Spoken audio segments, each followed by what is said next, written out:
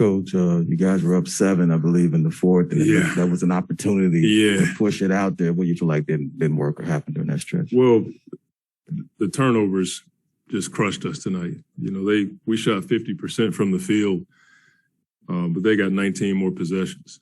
And, over the course of the game, when you just give it up that many times, the turnovers and offensive rebounding was a bit of a hill for us to climb. But you're right, when you have that kind of a lead in the fourth, if we can just hold on to the ball and get good possessions, you feel like you can at least hold it there. And so, I got to look at the film and see, was it schematics or was it just, their defense? I'm not quite sure yet, but we certainly had a lot of self-inflicted stuff tonight. All right, we go to Kellen Olson, second row, blue shirt. Hey, Monty, when book sitting with foul trouble, what's that experience like for a head coach where you're just trying to get every single possession you can? Yeah, because he's, he could have gone for 50 plus tonight. I wanted to get him in maybe a minute earlier than I did. You're just holding on, trying to get as many stops and solid possessions as you can, but it's not an ideal situation. But I thought we managed it well tonight. We were able to get him back in when the game was still tight, and we actually had the lead, I think. And so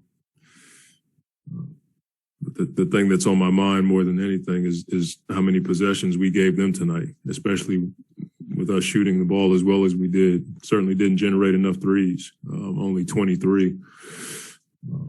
But to your point, it's not an ideal situation, but I thought we handled it better than I thought.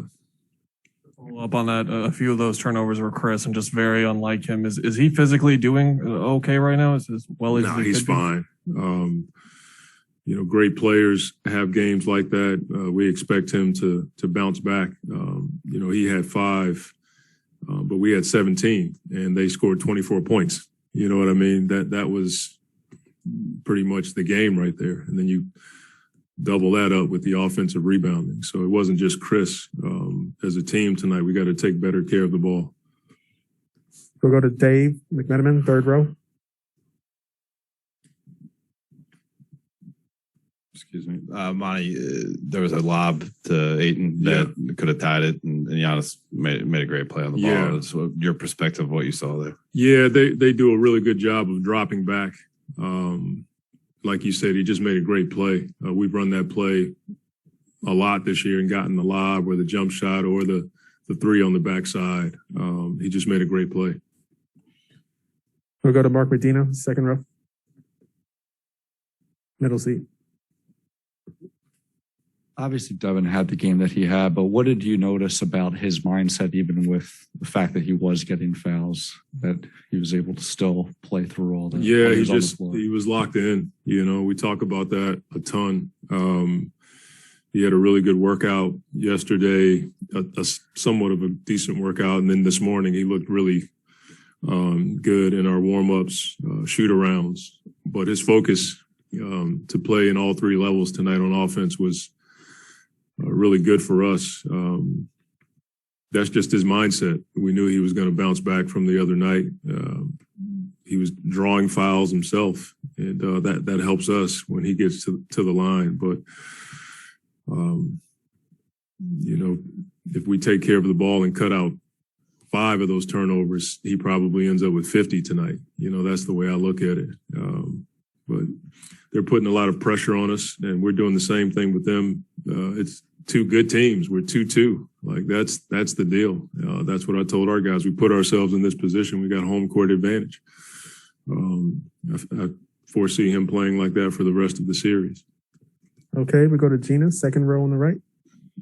Monty, to go back to the turnovers, just you guys have been such a low turnover team for the season. So I guess how surprising is it to see this happen on this stage, or just, what's kind of your take on it overall? In my eyes, it's like a blip on the screen because we haven't played that way from a turnover perspective this year. Usually when we do, we bounce back and we're a bit more efficient. But give them credit. They do a really good job of getting hands on balls. They were switching a lot tonight. There were times where we took advantage of it, and there were times where we tried to make passes that may not have been there because they're not helping off as much because of the switching. But this is not our normal 17 turnovers and live ball turnovers that turn into points. Like, we typically don't do that.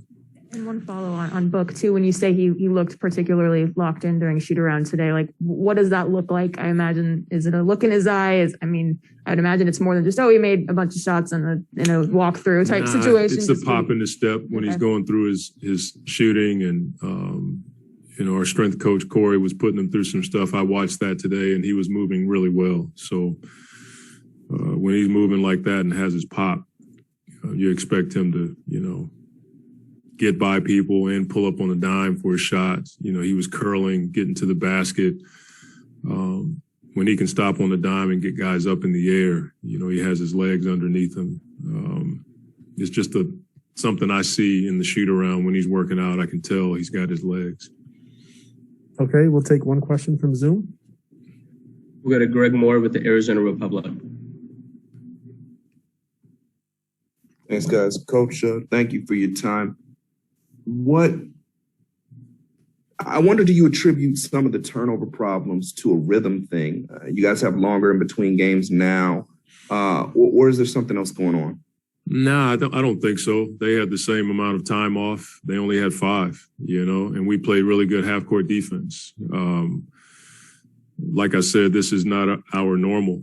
We're not going to have that many turnovers from our starting group. And, I wouldn't attribute it to anything from a rhythm perspective. You give them credit. They played good defense, and there were times where we just, gave it up. But I wouldn't say it's a rhythm thing. Okay, we go to Steve, third row, middle seat. Y'all had played them pretty even on second chance points the first 2 games of this series. Other than Aiton's foul trouble in game 3, what's kind of made the difference these last 2 games that's enabled them to get the offensive rebounds? They're coming to the glass with a great deal of force. We got to meet them outside the paint. It just boils down to that. You can't wait for those guys to get to the paint to try to box them out. When you look at the film of games against them earlier this year, they didn't go to the offensive boards like this. The free throw box out environment. When the shot goes up, they're coming, and you got to meet them outside the paint. And we'll do a better job of that in the next game. Final question, third row, last seat. Hey, Monty, you guys held Giannis to 26 points. I'm curious how you felt about how you guys built that wall, and then he also had a series high 8 assists. So how did you feel about the balance of him being a scorer versus playmaker? Well, I think we were trying to give him some different looks, especially in the half court. I thought our guys did an unreal job in the half court. We were doubling him at times and firing out to their shooters, just trying to take him off of his rhythm. In transition, the wall was a lot better tonight. It's something that we can get better at. Thanks, Coach. Thank you.